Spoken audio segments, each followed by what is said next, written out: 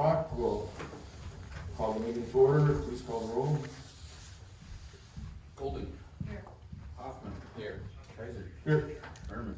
Here. Dadovich. Here. Supervisor, you have quorum. Thank you. Please join me in the pledge. I pledge allegiance to the flag of the United States of America and to the republic for which it stands, one nation, under God, indivisible, with liberty and justice for all.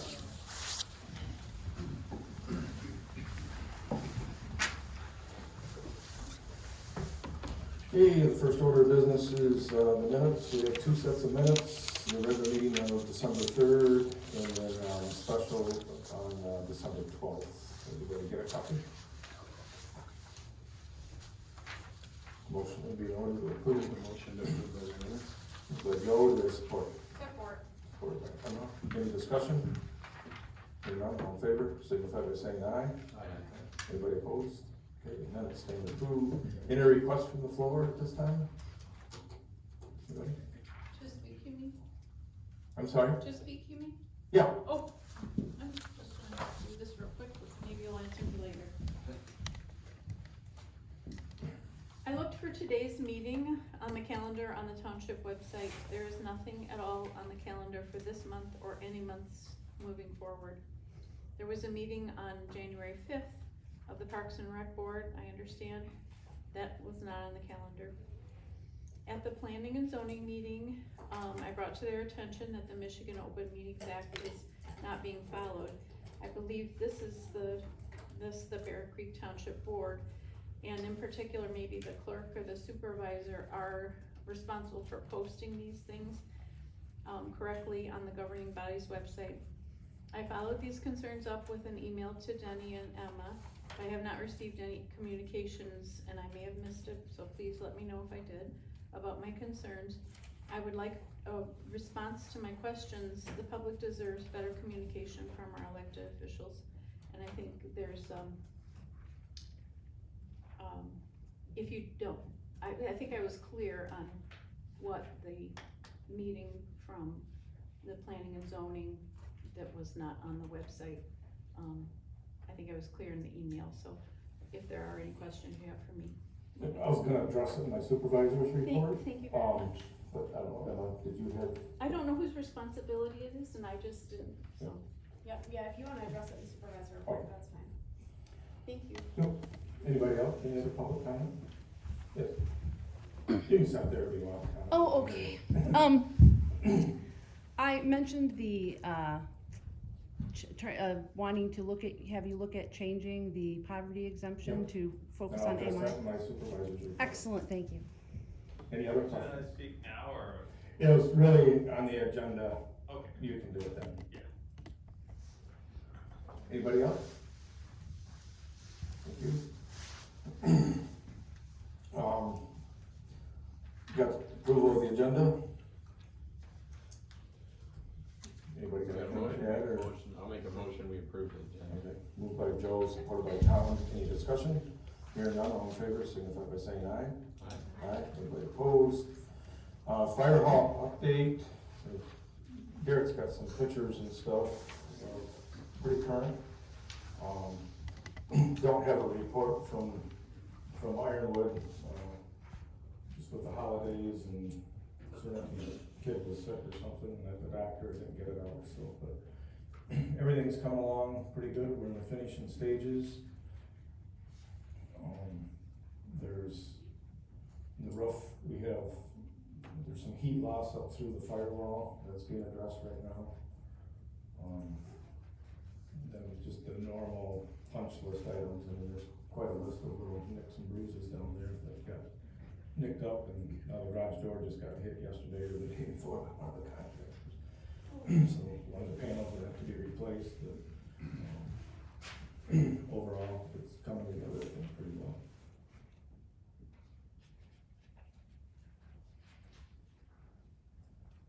They're still working on the entryways. I think 3 of the 5 are done, or 2 of the 5 are done. Let's see right now, that was probably yesterday, wasn't it? Yeah, working on it. So moving along. Spring Lake Park, Not much has happened there at all. In December, they started working there again this week. Windows and doors are supposed to be coming in today. And, been talking to Jake, and he had a couple other jobs finishing up, and then with the weather and the holiday, but now they're committed just to stay there until it's complete. And so, Vehicles are today. yeah, they're confident, they'll be done by May. He wants to be out of there by April, actually, weather permitting. Did run into, and I don't have a cost yet, but, we have 3 windows and 3 skylights. And on the drawing, equal apart. But once they started demoing in there, they went up, so there's like 90% of the rafters are on 2-foot centers. There's 2 in the middle that are on 16-inch, so it throws off that skylight. I looked at a rendering from the outside, it's 6 inches off, probably really wouldn't notice it. But when you look on the inside where the panels are, all of a sudden, it's like these are equal part, all of a sudden it'd be one. So I think they're gonna have to, I don't know, remove a truss over or header it off or something. There's gonna be some extra work there. I think we need to do that. It's not, keep it so they're equal. So what all I have for that, any questions on that? So I thought I'd do a supervisor's report. I kinda, over the holidays, was looking at home and looking at budget stuff and thinking of the year and what we do this year. It seemed like there was a lot of stuff that happened in 25 that I thought I'd recap. There's some concerns laying out there that I want to address. And then kind of look at 26 and 27 in the future. Again, as I was looking at budget, I was just starting to put. So these are kind of my thoughts. 2025 is obviously a very busy year. We have 3 major projects we're working on all at the same time, with obviously the new Firehall, Spring Lake, and then we have the sewer lift stations that we're running a lot. There was a lot going on. The Firehall, as we know, started in 2024. 95% of the construction happened in the 2025 season, and we're almost there. So the idea is that we open that up in April. I'm hoping that the April meeting, of this meeting, will be at the new Firehall. And then the rec meetings and planning commission meetings will be held down there. You've got a May election. So May election, so both precincts, everybody will be, if you vote in person, you'll be voting at the new Firehall. Absentee ballots would still be available here. Our offices are staying here. The building department is staying here, and the main offices will be here. But the meetings will be held down there. Spring Lake Park, we talked about that a little bit, but that got underway. There's another kind of a big undertaking, especially at the beginning. The pavilion is almost complete. The decking has been tore off and the joists and stuff are there, but not the flat part of the railings. We're gonna wait till April on that to do that. With the snow has come, and again, they're starting right back on it this week, and expect that to be done by May. Lift stations 4 and 13, so 4 we're pretty familiar with. That's a big lift station across from Meyer, and then 13 is, I call it the Walmart lift station. It's right across from Walmart. We needed to upgrade those to allow for the new Munson Medical Center to come on. Plus 4 was not pumping to its near capacity. That's all done. We added a kind of little house or little building mainly for the electrical components. That's all working well. The Walmart lift station, or lift station 13, we still need to refurbish the wet well or the sidewalls of that. We got late in the season and cold, and we figured we'd get a better job if we waited till spring. As far as the pumps and all that, they're all new with the railings, and that's working well. Recreation, busy with that, we are updating our rec plan, and that's almost done. We're gonna have a public hearing coming up on January 27th from 4 to 7 p.m. the public to weigh in on and to review it. And then we also did the delineators out on M119. Garrett worked on that project. We did a pretty major landscaping project out there at Jones Landing. Did that this spring. And then Garrett was quite a bit of time this summer, or this past summer, working with the DNR on Evergreen Trail and tip of the mid on Spring Lake Park, and you're gonna see that aquatic report here later on in the meeting. The master plan, worked on that all year. That's almost complete. There's one more planning commission meeting at the end of January. And then with their recommendation, there'll be this 63-day, which I call a quiet period, which the plan will then be out, available for the public, for the board, for anybody to review, and submit their comments. At the end of the 63 days, there will be, the planning commission will reconvene on the master plan, and then take all these comments that come back and review those comments, and then consider making changes of where those comments are. Then it would come to the township board for final adoption. We had the big thing happen, this ice storm. That was very challenging for everyone involved. Nobody up here has ever been through a situation like this. There's extensive power outages, there was a lot of lost trees, and obviously a lot of roads were blocked, including our seasonal roads, which the seasonal roads were pretty much impassable all summer, but they are all open now. I thought I'd just take time to thank the fire department and all the volunteers. They were out there assisting our residents. Thank the police department too. You guys are out there assisting the residents and the fire department. We give cases of bottled water to people that the wells weren't working. We did a lot of wellness checks. We took the fire truck out to the farmers and watered their cattle or chickens or pigs or whatever farm animals they had. I do want to thank Emma and Garrett both for assisting or pretty much taking the lead with FEMA. When we heard FEMA was coming in and we had to work with them, we were all very scared.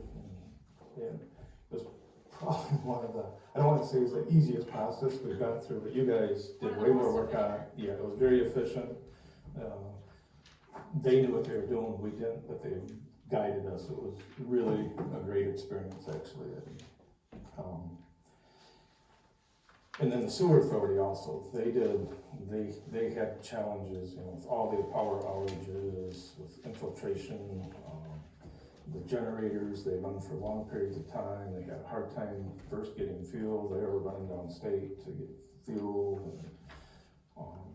and just everybody got caught. That we never thought we wouldn't have power up here for 2 weeks. So, but it all come together. There was no spillages, there was no overflows and all that. So that was great. And then I want to thank the Mike Flynn family in the use of their property. We were struggling for another site here closer, and otherwise our residents would have had to go up to Harbor Springs, and that worked out really well. So Yeah, thank you. yeah, thank you guys. I was going to say that whether you're here or not. I'm sure, Yeah,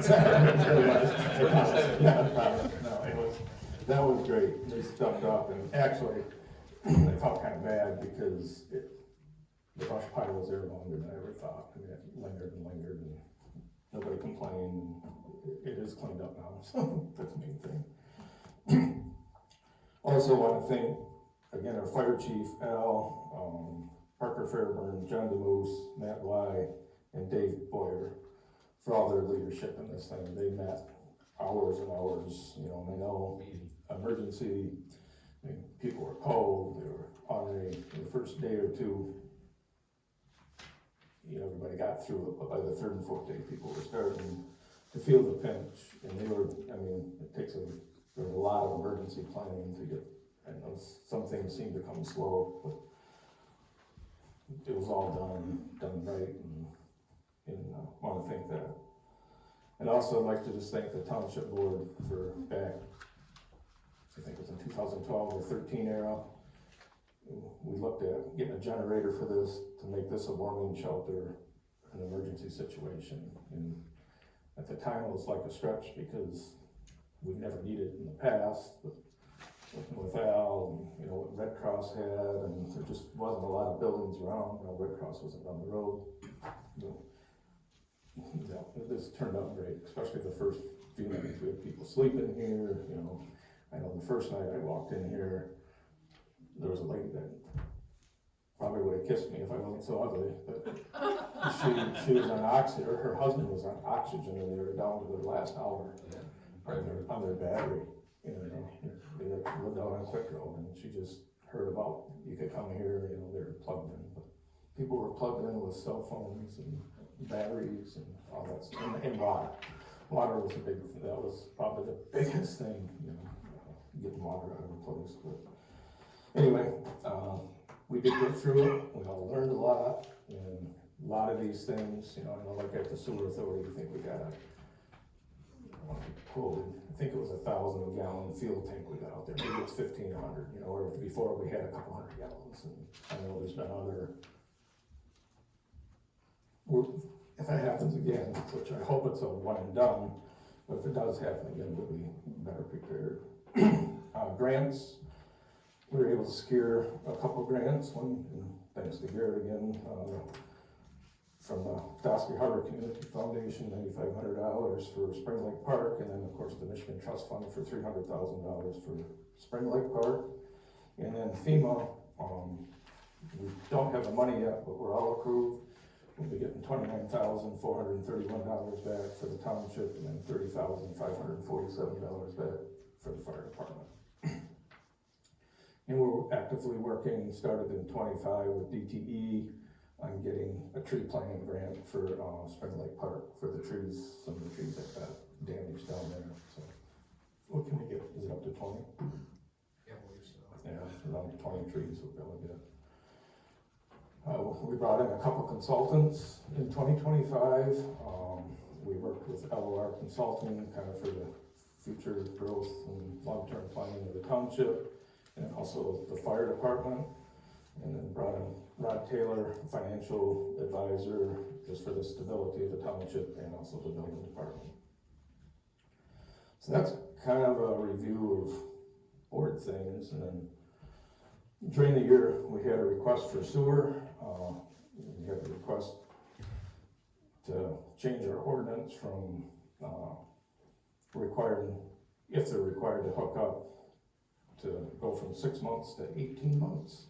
We had our attorney, and there was some other things too. We had our attorney review all that, and you know, I said just keep that the way it is. If it becomes an issue, it's never been an issue, and I don't see it's an issue in the future. But if it does become an issue, we can review it case by case, or then we can consider amending the ordinance. But you know, that's Lee told us that's a board decision, not my decision. If you guys want to further review that.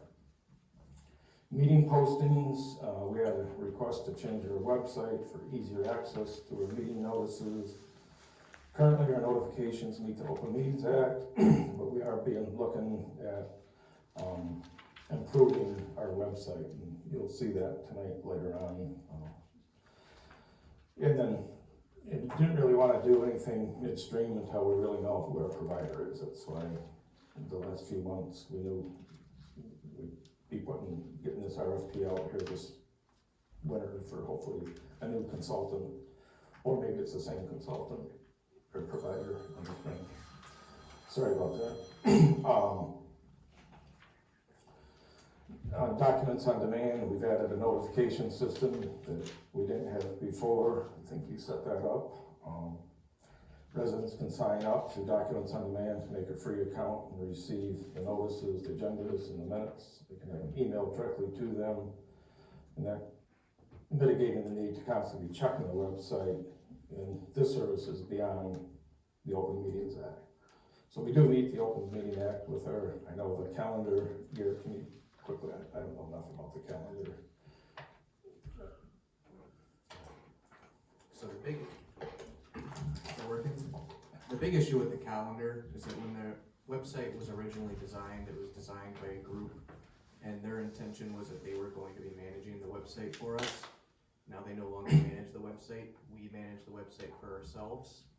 And editing that calendar takes coding skill that I do not have, and none of the people in this township have. So instead of, there was concerns about postings being missed on the regular scheduled calendar, and then meetings being canceled but still being posted on that calendar. So instead of being non-compliant with the calendar, we just took it away for the time being so that there wouldn't be any confusion. The goal will be for there to be a calendar that is not only the regularly scheduled, but as things also change. But that's gonna have to come with a new website. It's not gonna be feasible to do it on our current website. Poverty exemptions, a request to review our poverty exemption policy and to consider offering residents who make less than 60% of the AMI to give them 100% tax exemption. This would be impossible to enforce and would only encourage more housing developments as people would want to move to Bear Creek. Nobody else would ever be offering, if you make 60% of the AMI to, so you have those folks wanting to move to Bear Creek, so you don't have to pay property taxes, so it would be impossible to monitor. Our current poverty exemption is greater than the state minimum requirement, and it's greater than most other municipalities around us. I didn't check all of them, most of them require the minimum. We do offer a poverty exemption for if you're 25%, 50, or 75% over. But the other thing is, I got checking in on poverty exemptions and property taxes in Michigan, and so 3%, if you file Michigan income tax, there's the homestead property tax credit. So basically nobody in Michigan would pay more than 3% of their income for property taxes. So what that means is if your annual property tax is $1,500, and if you were making $30,000 a year, which is real, only 3% of your income can be for property tax. So 30,000 times 3% is $900. But your property tax bill is $1,500. So you get a $600 refund back from Michigan in your income tax. Now, if you don't file income tax, you're not gonna, but that helps a lot of the property tax situation. There's a lot of people that qualify for that. Matter of fact, I had one lady here, this is probably about 3-4 years ago, that she was getting a lot mad. Pretty low income, that was nothing federal, she was just at the federal income level, but she had a high tax bill. And she was getting like $2,000 and $2,500 back on the Michigan income tax, but then she filed for poverty exemption, which she was granted, which her property taxes were more than $2,500, but then she didn't get nothing back in April. And she come back here, what'd you do to me? No, we don't get nothing back. Well, that wasn't really income tax you were getting back, it was the property tax credit you were getting back. So there is that in Michigan, that's available out there.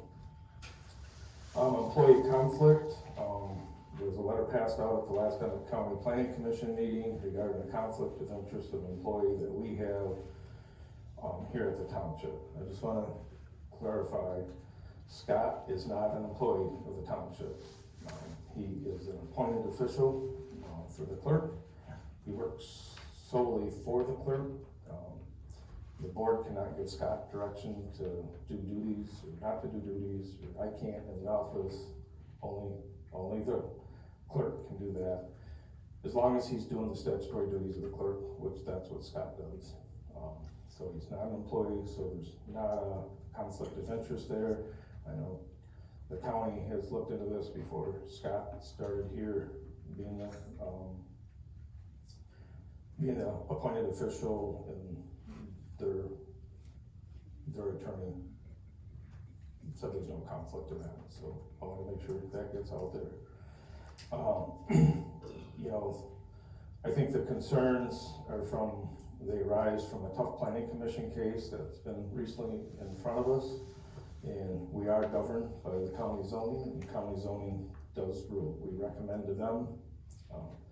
Typically, they take our recommendations, but they don't always have to, nor do they always do it. I mean, we've all seen, we recommended one way and they recommend another, but we are under county zoning, that's what rules. I think last month, just talked a little bit about more housing and affordable housing. Just moving forward, one of the biggest questions I keep getting asked is, we need affordable housing. And the definition of affordable housing is different for everybody. But in general, the definition of affordable housing is 80% to 120% of AMI, which is average median income. In Bear Creek Township, the average median income is $66,818 a year. 80% of that is $53,000, 120% of that is $80,000. That's two people making $16 an hour. And then your monthly rate based upon the 80 to 120 of the AMI at Bear Creek is $1,336 to $2,004. Seems high to me. Can imagine ever having to pay rent like that, but that's what it is. And that's what these apartments are charging around. So that's kind of the definition of housing, but it is one of the biggest things we get asked is affordable housing. The other question that I get asked, just come up again today, is, I call it a commerce park. Somewhere we have to find a spot, and I say we, because I think it's gotta be in Bear Creek, because this is the core of the county, they wanna be around the city, is we gotta have a spot for small businesses to go. We don't, and they're popping up all over. And we all know, we've all seen it. They start home-based, and then they add another truck, or they add a trailer, and they add an employee, and they're successful. We need these people. They're important to the community, but we have no place to put them.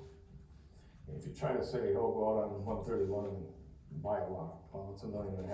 For 131, a small guy cannot get started in this area without just starting kind of at home without getting permits, or we do have a lot of permitted home-based businesses, but they grow. And it's just, if we have a nice place for them to go, or it's affordable, they would go there. And I'm talking to landscapers and plumbers and electricians and all these service people that we have and that we all use. And I think it's important we find a spot somewhere here in the township for that. And they don't require a lot of services, but they just need a area to go. If you have outdoor storage, a lot of these plumbers, pipe comes in 20-foot lengths, you need to be able to put that out, your roofers, all that, just need a spot for that. 2026, 7 projects, our ARPA money that we had left over, I don't know if you remember, it was about 75,000, maybe somewhere in that range. I can't remember off the top of my head. Right now. I wrote it down and I didn't put it. But anyway, we've allocated that for township hall improvements, so we will need to look at spending that this year, or otherwise, can we reallocate it, or, okay. So the goal is, I'm getting this out of myself. Going over, I'll get screwed up. Roads, we want to provide intersection lighting on the highways for all of our crossroads on the highway, both on 119, 31, and 131. We talked about this before, but we just always got cold feet and never did it. But I think that's something we seriously need to look at, just with the increased traffic. It's for safety reason. I want to work with MDOT on Lears Road and the highway, and on Intertown and the highway, and also the section down here, as they call it, Culver's crashes, but basically from Division to Pickle Lake Road, we need to figure out what we can do there. I know some of this will be long-term planning, but wanna continue to work with them. Wanna work on, with the Emmett County Road Commission on the Mitchell Division intersection, which would include a roundabout there. Very preliminary, there's room there to do it, save the businesses, provide safer parking for the businesses that are there. But they'll be doing more of a study on that this year. We did have a request earlier for a four-way stop at the intersection of Atkins and Maplewood.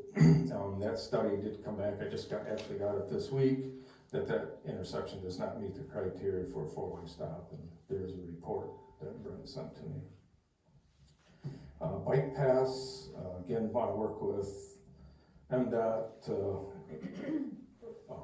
and I talked about this earlier before, about a safe crossing on N119 from near Conley Road. Right now, we've got that half island out there, which is pretty dangerous.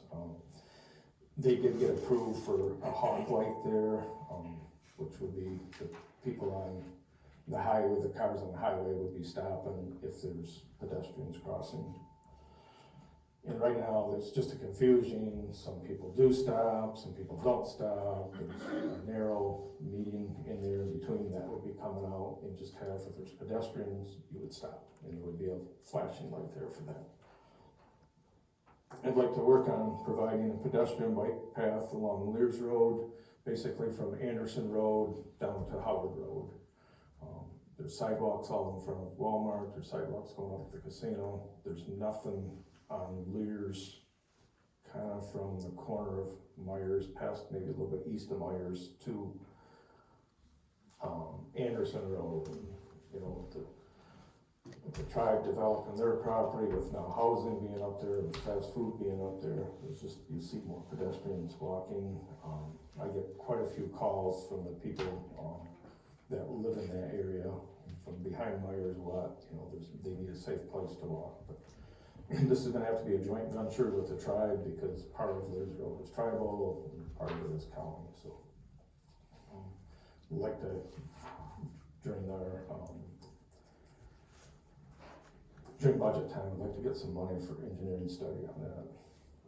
The sheriff's contract, our current 3-year contract, is up in June of 2026. I can't believe it's been 3 years.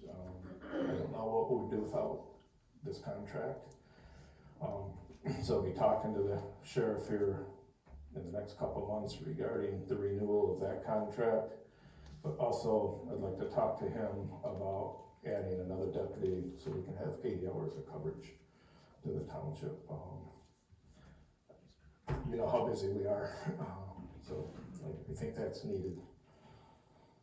So, and then the building department, expanding that, and that's probably 2 years in 2027. I'd like to be able to have plumbing and mechanical back here, and that would be where this area would end up being.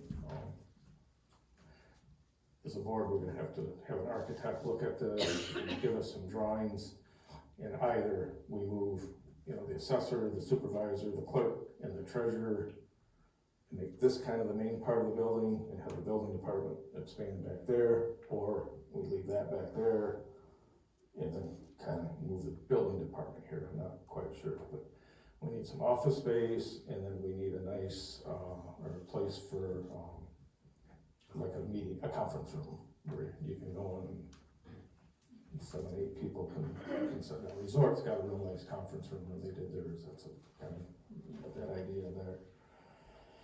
And then fire department, we were able to obtain a couple grants. I say we, mostly Al, was able to get a couple grants to purchase a self-contained breathing apparatus washer for decontaminating the air packs after they've been used.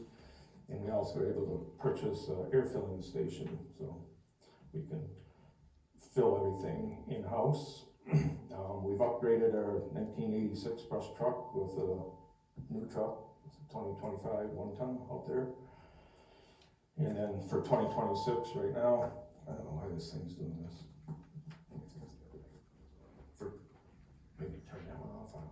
For 2026, Want me to turn it up? yeah, would you please, Mary, thank you. For 2026, we'll be adding a fire inspector, and actually, he started a couple days ago, this Monday. And then, Just push it. yeah. Oh, there it went. Did you, thank you. And then, we need to get busy, I'm trying to find grants or work on purchasing a 100-foot ladder truck. That's gone on Al's list now for a month. But the time has come where we need it.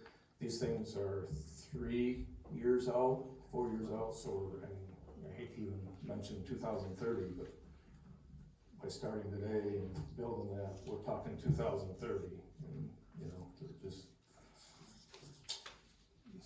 So that's kind of my short list. You know, kind of a lot of information, but again, as I was working on the budget, I was just kind of reviewing in my mind, and I started writing things down. I wanted to share it with the board.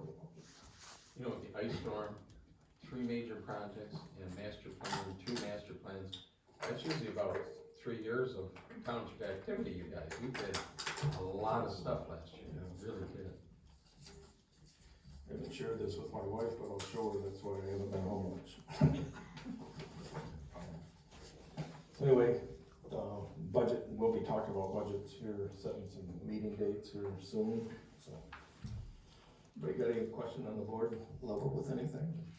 But yeah, it was a busy year, 2026 is not gonna be that busy. Fighting all those projects again, we'll do one at a time and hope for never a nice storm. Moving on, we have RFP for IT services. Garrett, I'm just gonna turn this over to you, so everybody's got a copy of this. So Garrett, go ahead.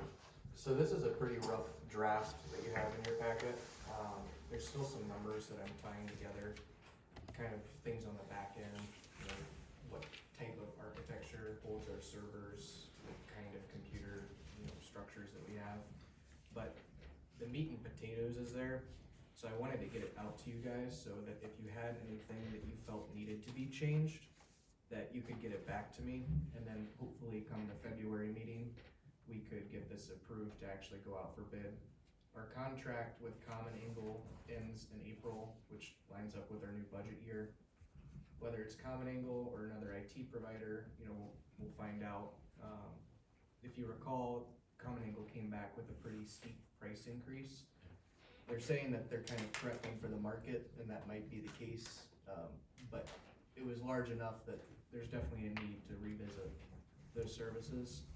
So I did take this draft, and I've got 2 pretty good friends that are IT directors for large companies, and I had them review it to also take a look at the lingo, make sure, you know, we're asking the right questions, we're not asking the wrong questions.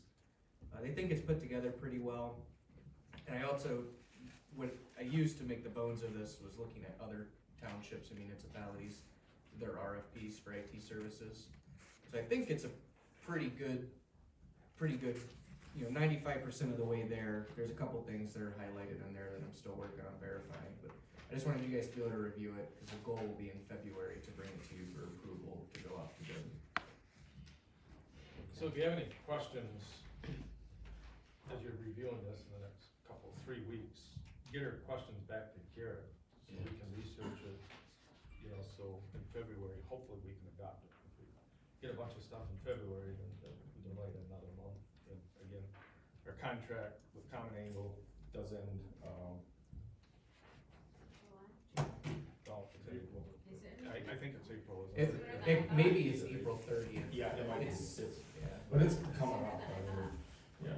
If we wanna give a month for this to be out to bid to get things back, we have to approve it in the February meeting. So,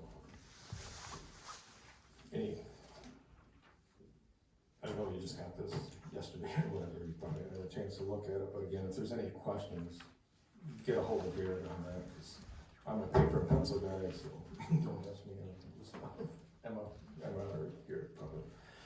In the county, I think has been helpful, the county IT communicated with them too, they've helped you. Next is KCI. So KCI is the company that sends out our tax bills and sends out our assessment notices.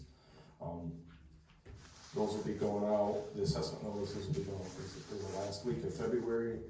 We got thinking maybe in the assessment notices, so it goes to all the taxpayers, we could put some type of letter in the assessment notice that talks about, you know, moving the voting to, Quick Road. And just to explain that you'll be sending out a card, I think, to all the voters here in the next couple months as well. And, you know, if you vote in person, you'll be doing down there. Absentee ballots again will be here, but the cost to add that letter to the assessment notices is $685.71. And I'd like board approval to do that. We have to notify the company here within the next couple of weeks. And, you know, look at the letter, we won't send this letter to them for, what do you think, Garrett, next week or? Until the last second, just Yeah. dates on there. Yeah, but if you see any changes or anything that wants to be added to that, let us know, and we can do that. One-sided letter is the $685. If we do a two-sided, I think it was another $150. Yeah, if we do end up going to two-sided, it'd be about $150 more on top of the $685, so. Any questions on that? So we could print something on the backside, like a short newsletter on the backside? Well, I think this is We kind of talked a newsletter. about that, Yeah, too. I know, yeah. I think, you'd have to really think about how you'd wanna word it, but you could put some of the highlights of what we did last year, all how busy we were with the ice storm, and a few things for the residents to ponder on the back if you wanted to. Or do future what we're gonna, you know, like there's And a few items for the spring future. cleanups and this and that, and, you know, what, boat launch, I don't think we need to go too far back in the history. Yeah. You can put a little bit. Newsletter, what's, Yeah. What do you what's think? coming out. If you wanna do something, you'll have to give me and probably Denny have approve it, the ability to do it and send it out, cause we won't have another board meeting before this. This will have to be approved before February, I know it's before February 1st, I don't know, it's January 20th. But if you want us to add something to it, if you have something, we can do that. Maybe there isn't time. And you could always put something in the tax inserts too. I mean, if you wanna put something nice together to send out about services for the township, I can put together a 2-page pamphlet for you guys to look at and review for the tax insert. Go ahead. I get one from Melrose Township, I brought it up Yeah, before it yeah. comes, it's very nice list out their boat launch schedule, Yeah. to what lots of things, the transfer station schedule. It's just nice and what's going on in the township, Yeah. just as a newsletter, it's a nice piece of paper, it goes in tax statement. Mhm. That could go, It would be nice to it'd be talk hard about to now. our two parks and a few things that we have. I think I got a copy of that I can bring. Yeah. Yeah, well, It's sitting somewhere, yeah, but Well, probably we want- like to do it now. what do you want us to do? Try to wing something We'll together need this tonight. for this? I think That's it's not me, better to wait, that's somebody out there. Better wait and get better it to right. wait and do it Okay. how we And do actually it the want right it. way. Right, Okay. right. Alright, you want a motion to approve this?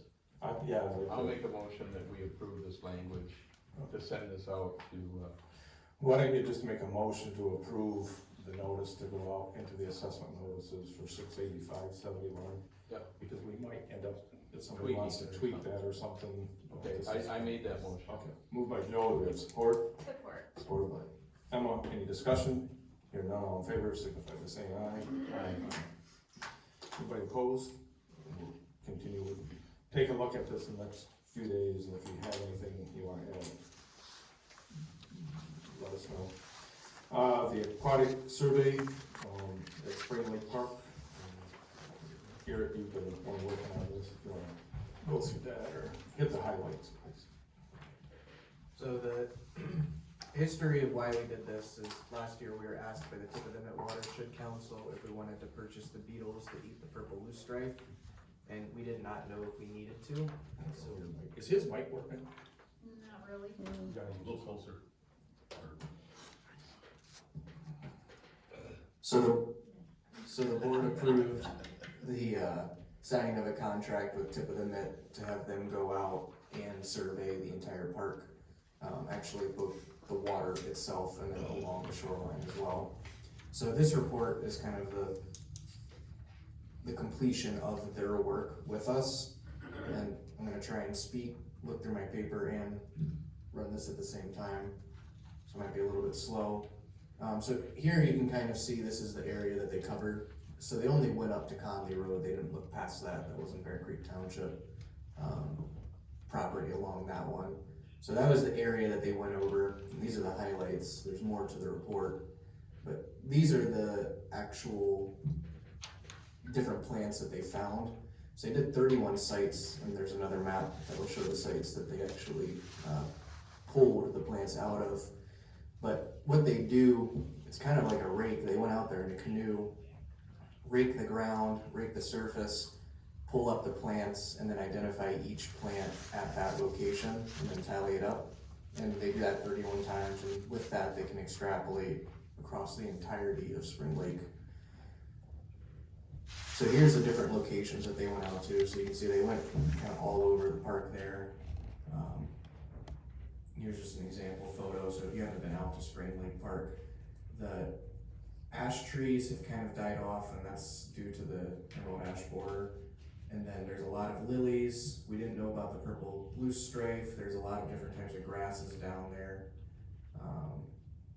Here's just some identification. We've been talking a lot about wetlands lately, so they identified kind of what part of the Spring Lake is deep and what part is more of a marshy environment. So you can see the north and then the south are both marsh, but then in the center there it gets a little bit deeper.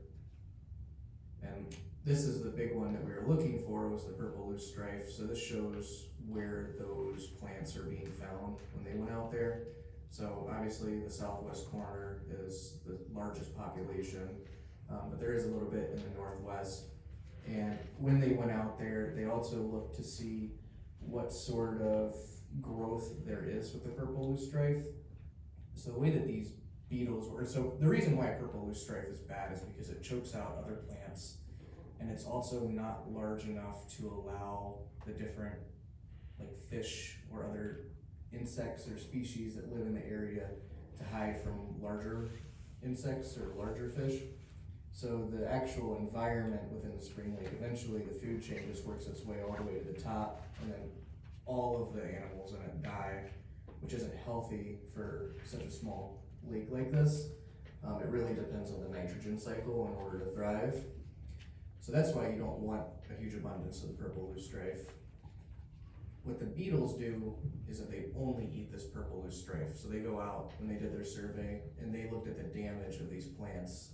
And basically, you know, I guess they take a microscope and look at the leaves to see if there's little bites taken out of it. And the loose strife and then the beetles kind of have a relationship. You know, one goes up one year and then the other one follows, and they go down and they go up. But that's the loose strife. And then they put together a list of recommendations for us. So kind of just going through these each one by one. So the first recommendation is to maintain the existing shoreline green belts, which as we're doing this renovation down in Spring Lake, part of it is working on our trail system that's around it. We're not touching the boardwalk this year, but we are touching the trails that go around kind of the west portion of the lake. And we did intentionally make sure that that green belt, that shoreline is well protected. We actually did some things to improve it as well, just with the way that the landscaping is getting taken care of and some of the plants that are getting planted. For number 2, for the fertilizer, we have to check to see if All Seasons is utilizing fertilizer. My guess is probably not, but if they are, we're gonna find out and see what we can do to help mitigate some of that. So some of the problems that you can have with fertilizer is it puts too much nutrients in the water, which increases algae growth, which chokes off the sunlight to all the other plants, which ultimately kills the plants, and then it kills all of the animals, the fish, the insects, the turtles underneath because they have nothing to eat. So number 3, encourage Bear Creek Township park staff to attend educational programs. We kind of do that already, especially with Tip of the Mitt. They put on a lot of free webinars. I don't sit and watch them during the middle of the day, but I'll ask for the recordings and watch them at night or something. And there's some interesting stuff to learn, and that's kinda how we got in this process, is that we're already on their list for them to send us stuff. Number 5, we're gonna be looking into, so I guess there's an app, there's a reporting software, so that people that are walking down there can utilize that to report to both us and then on a larger scale in the county, or even just, whoever monitors northern Michigan. One of the things that we're gonna be looking out for is the spotted lanternfly. If you're not familiar, kinda took the East Coast by storm, and it's making its way up here, and they're starting to find them. So as I understand it, the app is a way to monitor a lot of these invasive species and plants, so that the organizations can determine where it's going and how to best combat it. Number 6, continue monitoring the purple loose strife, which we plan to do.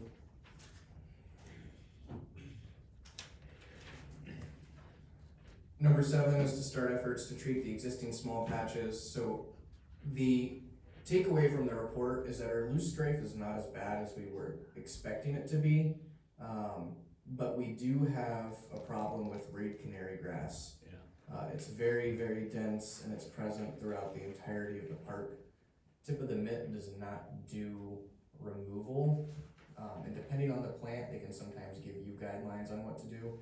In this case, they're recommending that we reach out to this organization, Cape Sisma, which can possibly give us a management solution. I don't know what that looks like, I have to reach out to them. But that was the big recommendation as far as what to do going forward with the plants that are in there. And then number 8 and number 9 is just kind of continue these surveys so we know what's going on. I think, we'll probably take a look every couple of years. I don't think we need to do a whole survey every year, but maybe every 5 or 10 years. So what I'd like to do for now is the tip of the mitt has reached out and said they're gonna be opening up orders for the purple loose strife eating beetles. I'd like to get a quote from them to see what that's going to be and start establishing that population. Because even though the loose strife is not as bad as we thought it was gonna be, when they were out there, they did not find much evidence of the beetles. So it indicates that the population's not there, and the loose strife is likely gonna be continuing to grow. That's kind of the highlights. It's not the most exciting stuff in the world, but I think it's important to the health, and we do try to that part, so it's important to take care of it. Does anybody have any questions on the report? One thing would be interesting to ask Tip of the Mitt, ask them if they've ever done anything with the Round Lake next door. Cause think about, we dump into that, so if we've got this, are we dumping into that and this? Obviously, there's gotta be quite a bit over there too, I suppose, it'd just be interesting, but. So the other thing, we wanna share the report with the Spring Lake condo owners or with their management team, cause obviously on the other side, the Spring Lake, they own all of that, so we're kind of doing this in conjunction, and I know I've had owners and even the president of the association reach out to me in the past. They know that we're doing this study, so they'll be interested in seeing this. I think they'll be a partner, even maybe help purchase the beetles and stuff, because it affects them as well. So. Any questions on that? Well, thanks again, Garrett, for doing that. Peter, sewer application refund. Might have to turn that back on. It's just a round button. Yeah, there's a round button somewhere. Okay, you can just pick it up and hold it like a rock star. Hey. Well, first, thanks for taking time here. I know this is kind of a unique scenario, but I appreciate Denny putting it on the agenda. I'll give a super brief bit of what it is, and then I kind of have a general ask. But as you guys may be aware, building is harder than it used to be in general. This is just building our own house. I've dealt with city, county. I'd love to hear that you're trying to get all the building departments back into one, because then I'm not working with the county inspectors and township inspectors. So I think that's awesome. That's exciting to hear. But getting foundations in the fall is always important so that you can be ready for a spring build. We were trying to get foundations in. You do need sewer, proof of ability to do sewer. We're below grade, so we would need a lift station to get up. But the health department hadn't yet issued our well and septic permit, and they needed to come do a soil analysis, and so we had asked, we got a letter from the city that we could connect to their water, and from the township that we could connect to the sewer. I know you guys can't refund this. I looked at the thing, the ordinance says you don't refund. My main goal here is to bring up, like, this kind of a unique scenario. It might be worth reviewing the ordinance from the standpoint that I think the idea of the fees is really a fee for services, right? It's different than a tax, and I was just reading about taxes and fees and how they're all looked at in the state, and the idea of a fee is that you're getting some benefit, and since we didn't receive the benefit because we didn't end up connecting, the connection fee being like $3,000 is significant enough that I feel like there should at least be a process to appeal for a refund when you don't connect, or some kind of consideration in the ordinance for what to be done if you're not connected. Now, I was thinking about this because my family have done a lot of development, and I kind of get the idea of, like, from a bigger developer perspective, if you tie up a bunch of capacity or something, but for a single family home, I don't feel like we cost the township $3,000 to inquire into if we could connect to the sewer, and even a partial refund process would be worth looking at. So that was my general idea. If it helps the next person, I think that's the part of government, is to come in and give your experience with the government, so you can analyze ordinances and say, is this a thing? I was just looking, I had a couple notes, so I'm looking real quick.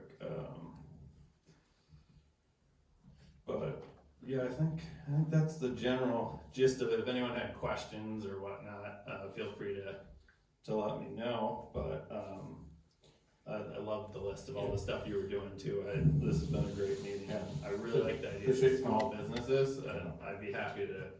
You guys would be a great resource. I'd love to talk about, like, how we can, that's something I have a passion for, how we can make more places for small businesses, so that's just a side, but I wrote that in my notes. So what happened is in 2022, I think it was in the fall, December maybe, of 2022, we got this application to hook to the township sewer. This property is located right on the city township line.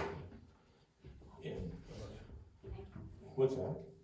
Oh, yeah, right on the city township line. So the township sewer kind of comes down Sunset Road, and Willis and Sunset kind of meet. So we'd really be hooking into the city line of the sewer, because it didn't make sense to pump it further up the hill and then just gravity down. I met with Mike Robbins, had our engineer. We kind of figured out a way that this could happen where township customers could hook into the city. We issued the permit. And then I didn't realize you were going forward to use a septic system. I understand the pumping and all that, why you wouldn't want to do that. But talked to Peter about a month just before Christmas or so. We made contact, and I was thinking we could do a partial refund on this. After talking to our attorney, was on vacation for a couple weeks and just only got back to him this Monday. And said, well, applications are not refundable. It's clear in the ordinance, and the reason, and I get what you're saying, and maybe we have to try to separate a small user, and maybe within the first year or something of a application being refunded.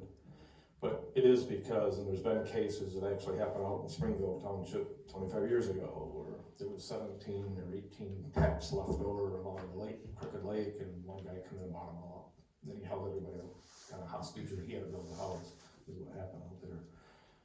And there's other incidences where you could do that. If you could get a refund, it'd be worth the gamble to tie stuff up. So that's kind of why I get the one from the big developers. So they need to work further on this, but So in order to get your building permit, you needed to have either the health department issue or get a letter from us. So we gave you guys a letter, and then you were able to build. And how long was it before the health department gave you then We went back and forth with the health department for close to 18 months. It's Oh, 24. that long? Yeah, to be honest, it was So kind it of would have wild. really stalled your building. Yeah, and there may have been additional issues. I started calling the health department and asking where they were at. They didn't wanna give me a lot of info because my builder had originally submitted the application, it's a whole thing. And so then I resubmitted a brand new application, started it over.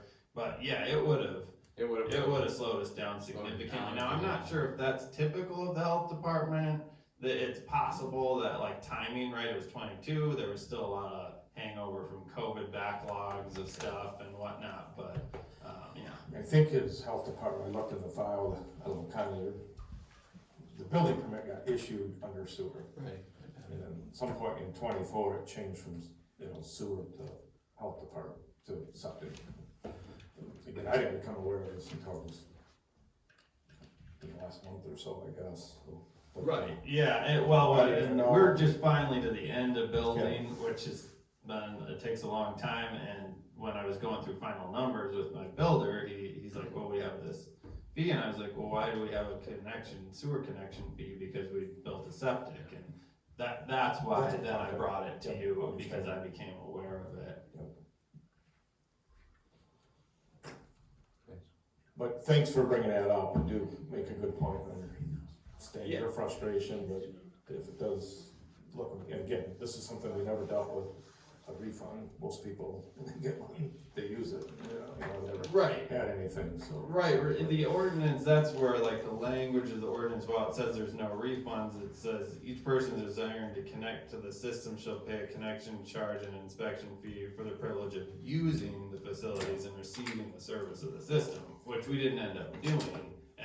But it's just kind of unique scenarios, which I recognize, and like I said, I appreciate you giving me the time to say like, should it be thought about, because there might be it's possible another single individual runs into this issue, and some fees, $40 or $50 inspection fee is one thing, but a $3,000 connection fee is kind of a big fee, so.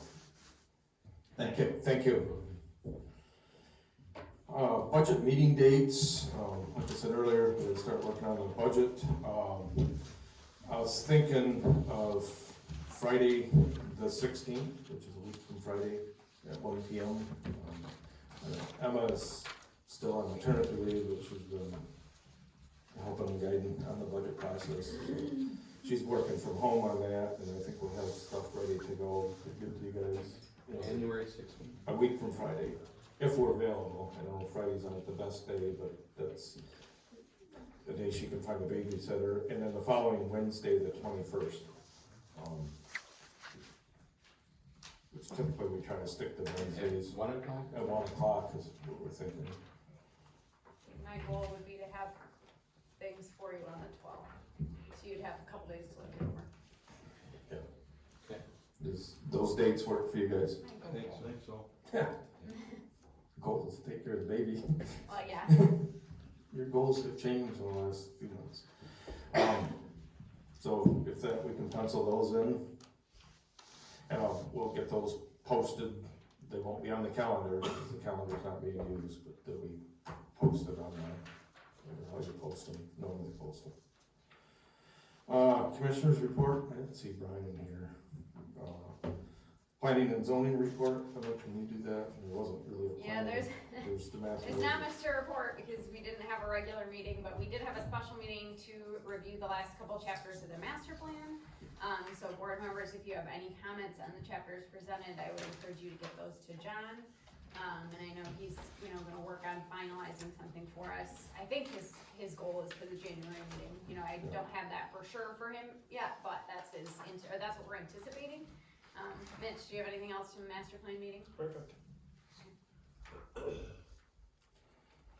So right now, that meeting's planned for the, I can't read, The 28th. Yeah. is that the 28th? That'd be our regular planning Yeah. commission meeting, and I'm anticipating John will have it ready for that meeting. I haven't heard that from him for sure, but I think that's his goal. That's the way he left it at the last meeting, to have it for January. I do know we will be having a planning commission. There's a couple small cases that are coming back, or will be in front of us. That's adoption of the draft to put out for public Yeah. comment in I believe 63 so, days. yeah. Yep. I think that's where we're at. Any questions that I'm on that? Correspondence, I do have. Planning commission, Oh. we're gonna bring up this, book, are we gonna get that, or we wanna talk about that budget time or? Budget time, yeah. Okay, for training purposes. Yeah. Okay. Anything else on planning? Correspondence, what's that? Oh, fire department, what's that? Well, last month we had, 31 calls, we did, for training, we did some interior search and rescue with our guys. And then we also broke them into another group and we had them do, search and rescue of a downed firefighter, with his alarm going off, which is very annoying, echoing sound, so it's very hard to figure out where they're at the building. We did install 10 smoke detectors and 4 CO detectors. We did participate in the Petoskey Open House, the Santa Claus Parade, and we did, Shop with a Hero. We did, approximately 60 kids between Walmart and Myers this year.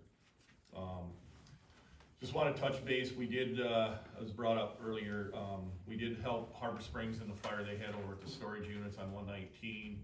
The call came in about 10:30 that night, Sunday night. We left about 2 o'clock in the morning. Pretty much the building was 2/3 pretty much gone.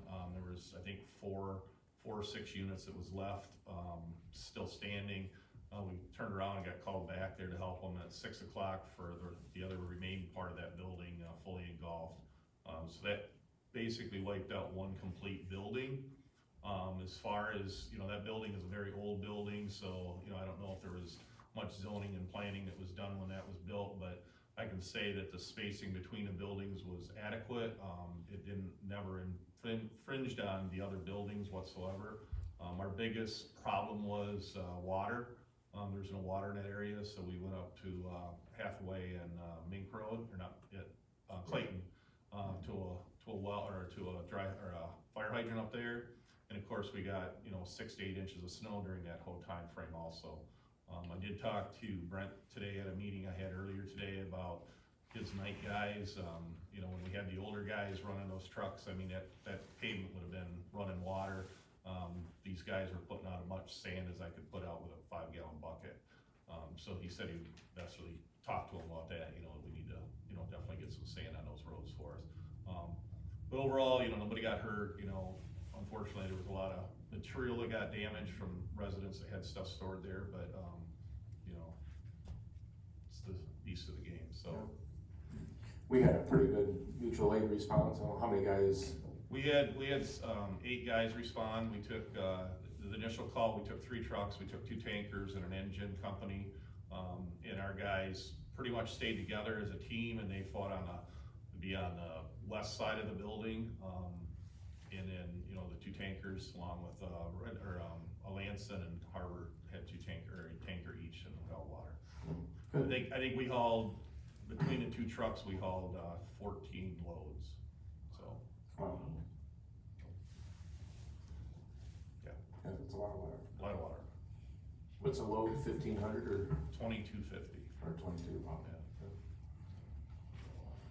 Well, good job, thank you. Anything else? Nope. Any questions?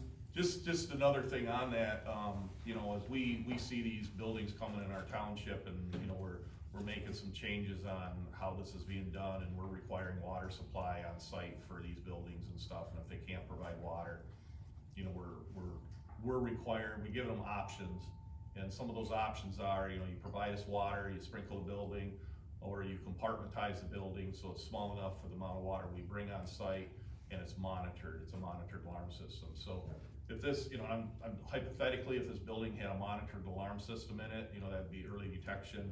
The fire department would have been notified probably, 15 to 20 minutes, maybe a half hour earlier than that, the initial call on it, so. Yeah.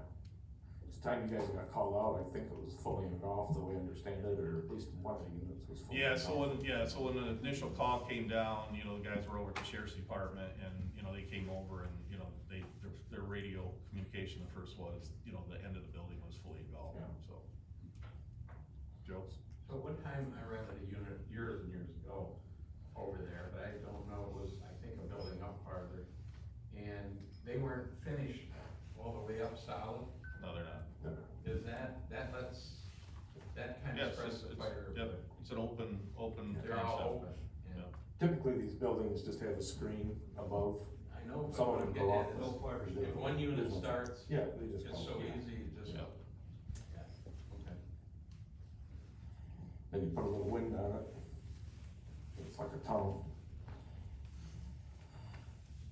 Any questions? If not, we'll move on to correspondence. Yesterday I received a letter from a developer. I'll just highlight this thing. They'll probably be coming here at our next meeting. Basically, they're looking to take over the wind song development out there. There must be 36 unfinished lots or vacant lots up there, but they're gonna be asking for some type of TIF agreement to finish that off, so. I don't have all the details, I received this yesterday, but we will be hearing more about that. I wanted to share that, I got that yesterday. Just a reminder that on Wednesday, January 21st, the MTA quarterly meeting will be at the Pleasantview Township Hall at 7 p.m. Is that confirmed? MTA, there's a board review training I got, but we ended up going to Charlevoix. The board review is gonna be going to Charlevoix this coming Monday for our board review training. It's a lot closer, otherwise we'd be going to Gaylord or Cadillac.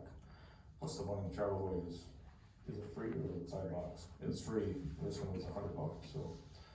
We'll be doing that on Monday. So every other year, the board review has to be trained. We have to give certification to the state, so. Got the monthly magazine from the Little Travelers Conservancy, heard it's quarterly, the normal Township Focus magazine, I think we all get that. Got kind of a thank you, Merry Christmas letter from Parker Fairground.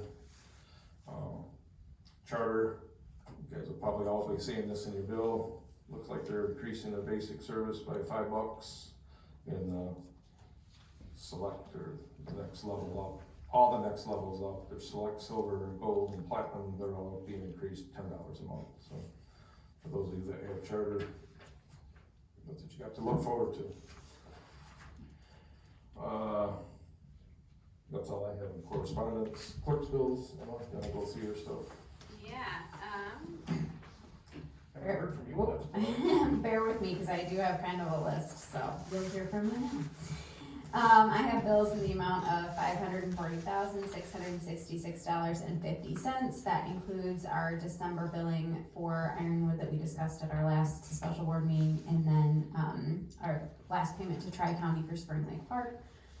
So you guys have seen several of those bills anyway, and then I provided you the list of bills. Does anybody have any questions on those? If not, I move to pay the bills. Moved by Emma to pay the bills, do we have support? Support by Connie, any discussion? Hearing none, all in favor, signify by saying aye. Anybody opposed? I have budget amendments for you. As you know, this is kind of the time of year that we start to play catch up on our budget amendments. You know, as you've all seen in Denny's and heard in Denny's supervisor report, we did so much this year, more than we probably realized that we were biting off as we entered 2025.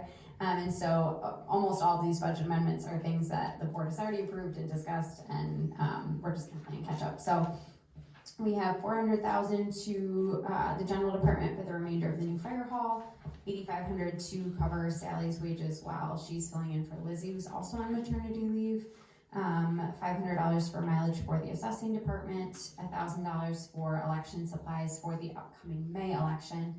Just because we'll purchase that stuff before the fiscal year rolls over, and that will be reimbursed by the school. The fifth would be $150 for utilities for the house we have on Hiawatha. So there was a short period of time that we did not have a renter, and the utilities reverted back to the township. Obviously, at the beginning of the year, we anticipated having a renter the whole time. And then $115,150 to Parks and Rec. So as we're doing these Tri-County bills to Spring Lake, we'll kind of continue to amend the budget for each payment we make, because we don't really know how much of it will be paid in this fiscal year, and then there'll be a little bit in next fiscal year, so we're kind of going to do that one as we go. So again, most of these things are things you guys have seen, we've talked about and approved. It's just kind of playing catch up with the budget. Did anybody have any questions on those? So all this money has been spent I know. over the last, you know, it's just now we've got to amend the budget. We approve it, but then the budget doesn't get amended until the end. If nobody has any questions, I will move to approve the amendments to the budget. Moved by Emma, do we have support? Support by Tom, is there any discussion? Hear none, all in favor, signify by saying aye. Anybody opposed? A couple last things that I didn't have on my notice, but things have come up since I typed this and wanted. But I wanted to mention and reaffirm that we do have a May election. So just to clarify, you know, our intention is to have all of the in-person election day voting at the new hall. So there won't be any early voting for the May election. But in future elections, when there is early voting, we're still partnering with the county. So that's a county early voting site, which currently is at the VFW Hall in Conway. So any in-person election day voting will be at the new hall for all of our residents, both precincts. And then again, absentee ballots will still be available here at the office, or you know, you can request by mail or email to get one, and then we'll mail it to you, or you can stop in and pick one up. And I also want to just give a shout out to Jeff and Peggy Seifert. They worked elections for me for the last several years and did an excellent job. They were really part of my A-team. And I just found out that they will not be working for me any longer due to a health concern. So that's a real bummer, because I really loved having them on staff, but I just wanted to thank them for their efforts. And then I also wanted to address the meeting notice posting. You know, Denny did a great job requesting that, but you know, I take my job very seriously, and so I do take it personally when someone questions my work. You know, to my knowledge, all the notices that have been, or all the meetings that have happened in my time as clerk have been properly posted. We did start using the documents on demand system within the last couple of years or year. As a consolidated place. So prior to having documents on demand, we had, you know, notices in one place, you know, different links across the website, meeting minutes in another place, and part of the benefit of documents on demand was one consolidated place for all notices, agendas, and minutes. If you go on the homepage of the website, there's linked individually links for, you know, special board meeting notices and agendas, regular board meeting notices and agendas, planning commission board meetings and agendas, you know, each section separately linked. When you click on that link, it takes you to folders of years. So you would click on the year that we're in, and then you would click on whatever notice you wanted. So the reason that they're categorized that way is if you clicked on it and it took you to all the notices forever and ever for all the years to come, that would be a lot of notices, which would be a little bit messy. So it's sorted by year. So really it's just 2 clicks. You click which section you want to go to, and you click the year, and there's your notices. Or if you want to avoid the clicking and the links altogether, you can sign up for a free notification system. You can get an account to Documents on Demand. That was part of the benefit, is the extra transparency that provides above and beyond the Open Meetings Act. So residents can sign up to have minutes, agendas, notices emailed directly to them. So there's no need to go on the website or click on links. It just comes right into your inbox. And the other benefit of that is, you know, our schedules change regularly. So if we were to use a calendar system, you know, you could go on it and 5 minutes later we post something and you missed it. We wouldn't want you to miss it. So if you are signed up to get something emailed to you, then there's that extra level of transparency where you're getting those in live time as things change. So I think that's really nice that we have that system. I am looking forward to having a calendar in the future. Like Garrett said, the coding of it is beyond my capabilities, but as we get this IT, hopefully new IT support and services, they'll be able to help us have a better, more effective calendar. But I certainly would encourage you to use the notification system so that you are aware, and so that you have something directly sent to you. But that's all I have. You did a much better job than I did. Any questions of Emma? Okay. Move on to the treasurer's report. Connie, you're up. We handed out the treasurer's report and the building department report for 12/31/25. Is there any questions? See, building has definitely slowed off. I don't know what's coming in the queue. There's applications in there. There are Is some. it? Hi, nice you I guys have a break. know typically December, this time of year is always the lowest, but it's even lower than last year's. Another question, what are investments and so forth, when do you get with, that person to, you know, redo our investments that are set in 6 months do we look at that, or No, 2 months? he calls me every time one comes due and I either say we need the money or he reinvests it. And those are usually 6 months or No, they go, well, 3 months? every 30 days, something comes due. Okay. But some of them are like a year, some are 18 months. She has them invested, so Stacked. every 30 days, something's coming up. Like this 30-day one might be good for 6 months, this next 30-day might be for a year. But so Whatever there's rate always you something invest. coming up in case there's an emergency or. Well, not to keep track of. It's kind of a, they call it a Yeah. ladder, it's laddered out over, I don't know, what is the long, is it 3 years is the longest or? No, it's, I mean, it could be 6 months, 18 months, but he doesn't go past 18 months, I Is it don't think. 18? Yeah, just, But it's kind of a 30 ladder, days. so every 30 days. one So comes if, due. so if it moves, interest moves from 5% to 4, we're locked in for a, 18-month possibly, right? Just Or for does it move, 200. or does it move on the scale? no. And it caps off at 250,000. That we can invest with Because Dennis it has Company to or be, mine? yeah, it has to be insured, so Okay. that much comes due every 30 days. And then FDIC gets insurance. reinvested in whatever the rate is. But I guess as a question for Connie though, we're doing better than ever as far as, how the auditor wanted us to have it split up and everything. We're doing better than ever, aren't we? Yeah. Since we went to this To ladder. Hessler, yeah, our Encore group. Any other questions? No. Alright, sewer, I'm sorry, did you have something? I just said that. Sewer business, we have bills, normal bills, of $70,023.82. And then we're still using up some of the bond money that's left over. We got bills of $70,622.53. That's coming out of the bond money, and that's basically for lift station 13 or the Walmart lift station, those now come due, so. I make a motion that we pay the normal bills of $70,023.92 and the bond of $70,622.53. Support. Moved and supported, is there any discussion? Hearing none, all in favor, signify by saying aye. Aye. Anybody opposed? And then we do have one sewer application, this is out at Harside again, it's a partial 1.23 of the RU that needs to be approved by the board, it's for, lot 125, 1925 Blue Stem Drive. I'll make a motion, we approve the RU application. Support. Moved and supported, is there any discussion? Hearing none, all in favor, signify by saying aye. Aye. Anybody opposed? Back to the floor. Anybody?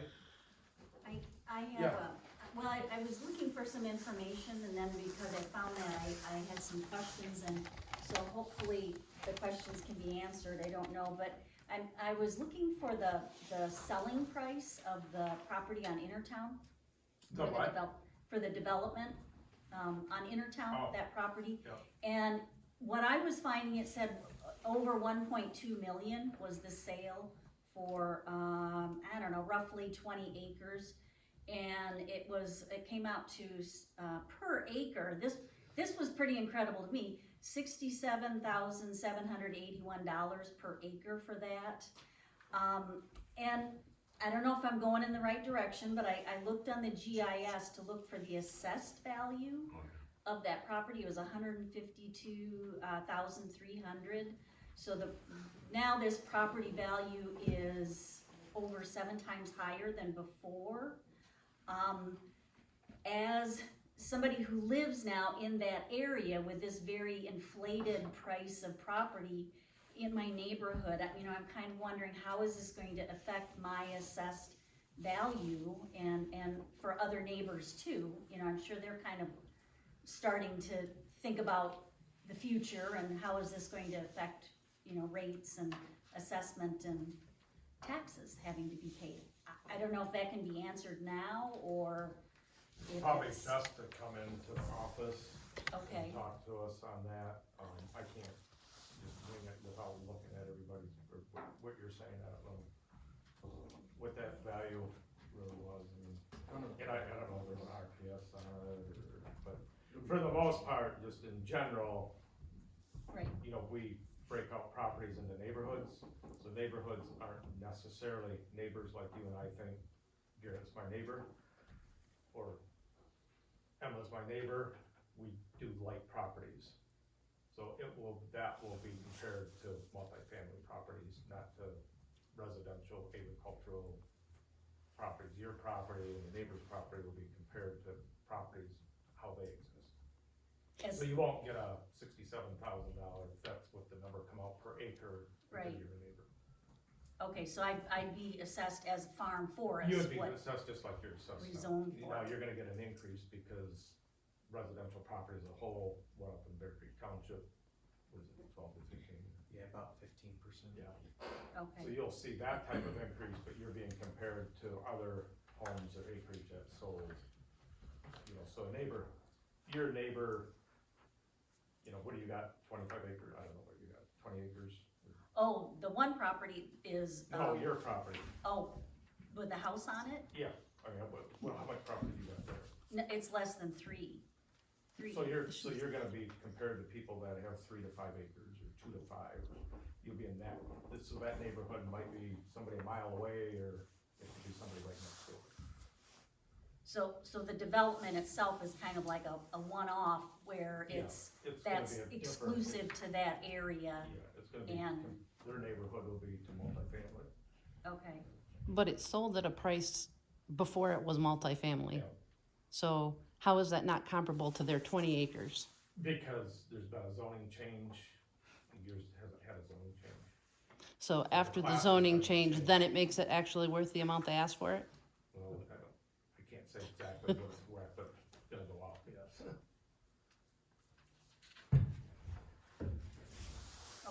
okay, thank So you. this happens, you know, not to that extent, but, you know, we have houses that are sold for 250, or, you know, that we have them at 250,000 and they sell for 500,000. You know, does it mean that next year that house is 500,000? No, we just compare it to all of them. And a lot of times we go out, that's why we do a sales study, because maybe the people, you know, in typical residential, maybe they finished the basement and never got a permit, and we weren't aware of it. Maybe they added on to the back of their house and we weren't aware of it, you know, so then we add that new back on, which brings that down, but that's why we do these sales studies, and it's important to get the accurate information, because then that can be accurate assessments out, because if we're comparing that sale to an unfinished basement when it's really finished, you know, we need to know that, so we're comparing finished basements to finished basements. But that happens when we get on the lake, we had a $2.5 million sale on a 100-foot piece of property, you know, $9,000, $10,000 a foot, which is $1 million for 100 foot, and we just got one out of the blue, it's 2.6 or 2.4, $2.5 million. Does that mean everybody's going up to $25,000 a foot from 10? No. But come in, Okay, Garrett and I could explain. I sit with people pretty regularly to go over existing, and I'm happy to do it. okay, thank you. Any other public comment? Yes. Yeah. So we've been told that all these people who work in Bear Creek Township need to be able to live here. Most of those jobs are part-time. They are not full-time jobs. Some of them are, a lot of them are seasonal jobs. So the idea that those people are going to be up at 80 to 120% of the average median income is just not a reality. And you just said to us earlier that you don't want the poor people coming and living in Bear Creek Township. No, that's not what I said. Well, because you said they'd all want to move here. Well, if you had free taxes, if we're the only municipality in northern Michigan that has free taxes, You said you wanted those people here because they all work here and you want them to be able to live here. Isn't that what we've been being told? How are they going to do that? well, it's $16 an hour. Yeah, if it's full-time, if you have multiple people, if it's year-round, that's not a reality here. And the people you're talking about that you say you want to be able to live here, that's not what they have.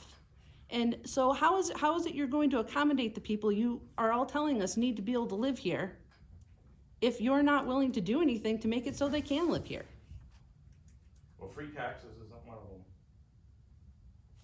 them. You know, the numbers that and the ideas that you're throwing out there, they don't make any sense. And how many people did you have apply for the poverty exemption this last time? 0, correct? No, either 2 or 3. Yeah. I thought that, didn't you just do one? Well, December. And there wasn't any, right? So there were 0 in December. Well, no, you can apply anytime You can throughout the apply, year. you can apply in March, you can apply in July, and you can apply in Okay. December for 2025. So the people that have applied, they've already applied for 2025, Okay, so how many apply for the whole year? probably 3. Yeah, it's For either 3 for the whole year out of the entire township. How is that effective? And then you have the problem of you have older people here.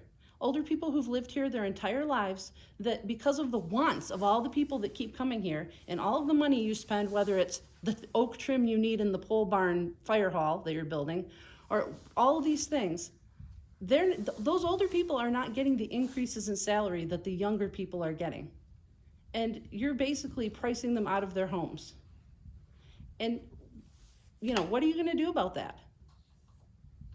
I don't know how you're going to reconcile all these different things that you want, because they don't fit together. You're gonna have to give someplace. You're gonna have to make it so people can live here, or you're gonna have to stop spending a bunch of money. Well, there's other tools out there besides, High-density housing, is that the tool you're looking at? the TIF, the brownfield redevelopment, those type of things, that's what. What does that do for individual people who live here? You're talking about things that are working for developers. What are you gonna do for the people who live here, who have homes here? Well, your taxable value is capped in at a much lower rate than what the value of your house is. I mean, that's just them paying taxes for I mean, I don't know, we're all paying taxes. And it also makes people stuck, because they couldn't possibly ever leave their homes and move to another home. They can't fix their homes because you'll uncap it. Not to fix your home, that's not true. If you do any kind of work, doesn't it uncap your home if you start doing work to your home? No, that's not true. Not at all? No, It's if you add if new, you add new, but if you. What does recycle- it mean to add new? Well, addition on your Put property. an addition on your property. Okay, well, I mean, if you put a new roof on your house, if you put new windows on your house, if you put new siding on your house, that does not uncap your property. okay. But All it's those still, maintenance this on gets your harder and harder for people to do here, and we're not doing anything to actually help people. But we seem to be doing a whole lot to help developers make a lot of money that's gonna just leak right out of northern Michigan. And that is just going to make the problem worse. So, Any other public comment? I'd like to ask, what is the TIF? Why would someone ask for that? How is it your responsibility to give them that? I don't understand. Can you explain that So then? we haven't done a TIF. You have not? No, Okay. we have not. So this is the first request. And that what we is have. a TIF? I mean, these, acronyms or whatever Yeah, it's like. tax incremental financing. You're right, tax incremental finance. Okay. Yeah. So, is it up to the township to make a decision on It'd something be up to like the that? township and the county, And why would they ask for that? because they'd get a tax break Yeah. over time, which would lower their developer's cost, which in turn lowers the rent or the sale of the house. So, they have good reasoning to ask for that. I mean, Yeah, yeah, because they wanna have less taxes that Well, they it's want to less- pay. it's less tax, it's less, really, it's not less taxes for the developer. If it's a rental situation, it's less tax for the developer. If it's sale, which Windsong, I think, would be mostly sale, there would be some rentals involved with this request. But when it's sold, it's just that there's less of a, there's less of a cost to build that house, Mhm. so that gets passed on. That's the benefit to the community for giving the tax break. Ooh, that sounds good, but that's a little scary to me, cause I don't exactly. We're all gonna be learning more about that, probably, I assume they'll be coming. We've had some. Just because some businesses, you know, have been asking for these kind of things for a long time if they wanted to come in, but, you know, they'd have to have a lot of money to back them up to come in, but a local business who's been here for a long time might not be able to, I mean, they're not getting any tax breaks, so I would like you to really think about that. Yeah, well, we're As all, it's not a like I say, we great haven't thing. done this before, and the city's done quite a few of the TIFs, I think other communities have widely used. And where does the tools money go from that TIF to? I mean, it sounds like that's a. To lower the cost of the project. So if it's $1 million project and the TIF is $100,000, now it becomes a $900,000 project. So it's a good thing for the developer, but maybe not others. Well, a good thing. I hear what you're trying to say. Yeah, it's the end user because they have to show you a pro forma that $100,000 is passed on amongst the, What to the- education we've gotten on it so far, it's complicated. Yeah. But it supposed to pass on to the renter or the purchaser of that, because there's certain, they have to follow a lot of criteria, from what I understand. I'm learning on it too, or we all are, what little we've learned, but it's supposed to help with housing. It's just instead of $1,500 rent, it's now with a TIF, it's $1,400 or, you know. I don't But there's know. criteria they have to There's follow in criteria that. they have to follow. It's all something we're all learning on. It's not like we'll find out more of it. Just, And we'll make sure we have the right people just putting out a talking to. concern there, okay? Absolutely, we all do. Thank you. I sat and listened to the same thing, Mary, and I thought the same thing, okay, how's this working? So, we'll be on top of it. Okay, I'm not an expert on tips either, but I think the township, there's a lot of variables in housing costs, and the township can only do so much on them. Absolutely. So I would encourage the township to look at the tools that are in your tool belt. Yeah. Because, I mean, we've done a lot of work with our Pine Pond project, which we were trying to like break even on a project and bring something affordable, and the reality is, it's just the costs everywhere along the line of the chain have gone up so much.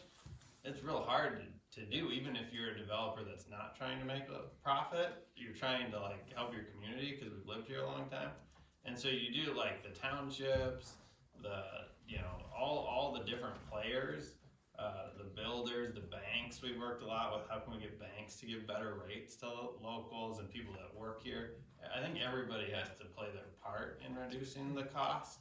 So I would just encourage to look at the tools. The Pine Pond is a perfect example Yep. of trying to get, like you, went everywhere they went, they tried to, how can we reduce the cost, how can we mass produce, just, for these single family residents, or even a multifamily, the infrastructure cost is so much. It's huge. You guys, you have like I look up at Encore there, Parmentier Court, those condos that, they started at $389 or $369 2 years ago. The last one just got a deed for $585.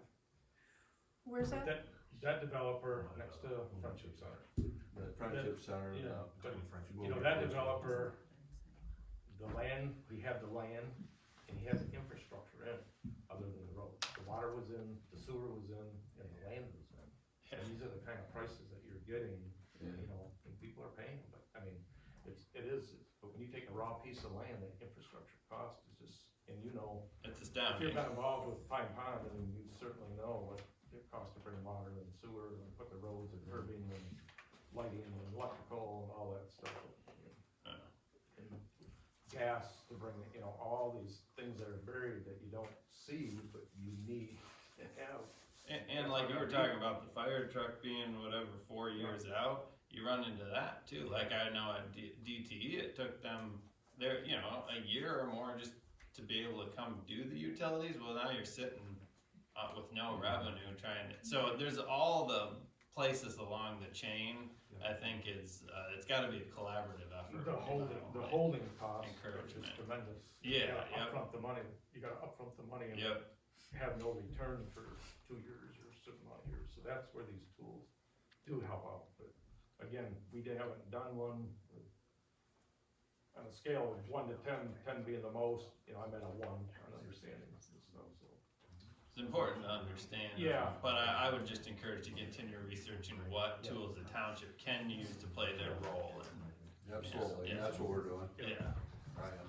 But keeping in mind that the homeowner who's doing his own thing is not the developer who has lots of money to Yep. spend on that, I so understand. don't say yes to something you need to. Yeah, no, I understand, and that's just like these poverty exemptions and all these exempt properties that are out there, they still require services, you still gotta have your road plowed, whether you're paying no taxes or a lot of taxes, you know, the services are required. Still gotta have a fire department, if you need it, they go to all the houses, not just the ones that pay taxes or the ones that don't, but I mean, if you don't, everybody don't pay, then the ones that do pay are gonna be paying more, I mean, that's really what that comes down to. That's one thing about taxation or assessments, and I don't like to pay taxes any more than anybody else in this room, I don't like paying insurance. All those costs that you don't get, it seems like you don't need a benefit until maybe you do whack your car or whatever, but it's just to be fair and equitable, that's the main thing, you know. You know, and that, this rolls around, you know, you did like a to-do list per se, or 2026, and I jotted some things down, this will roll into what, you know, we're hearing here. Like, I just put to-do list for this for the board, trustees, whatever. I'll bring up the newsletter we talked about, continued training for trustees, board members, planning commissioners, but as we get into these things, these projects per se, planning commissioners, board members, we need to be on top of those decisions, so I'm gonna encourage that we educate. So this every coming year. training, you know, like on TIFs, You know. and there was 3 training opportunities this last fall, or this last Yeah. year, you know, they sent it out. Some come, some didn't come, you know, some participated, some didn't, some learned, some probably didn't, but I don't know. No, I'm not saying it's required, Danny, I'm trying to say this is what we Yeah, should be no, we looking should, for, like, yeah. just like you did, you had a view, a Yep. vision, I'm just No. listing my stuff. The Commerce Corp might not be right in this township, it might be in a surrounding township, but yes, we need a Commerce Court. I'm trying to, in my mind, where it would work in Bear Creek Township, but there are other properties. Encourage the training of all of us. Protect view sheds, that was a big thing in the master plan comments on the thing, protect view sheds. And so, and training. And then the other thing, I've jotted down on the new fire station which was good too. We brought gas around that loop to provide the township's expense to get gas, helped pick up gas service to many residents up and down, and that gas line will be eventually looped and tied, so it will help all that quarter of that township, so that was a added value to the township residents that we tried to, you know, make do, so just some notes, just other comments, I think we tried to do our best this last year, and gonna strive to continue to do our best, so. Just my little to-do list. Yeah, good. Anybody else? Thank you. Anybody else?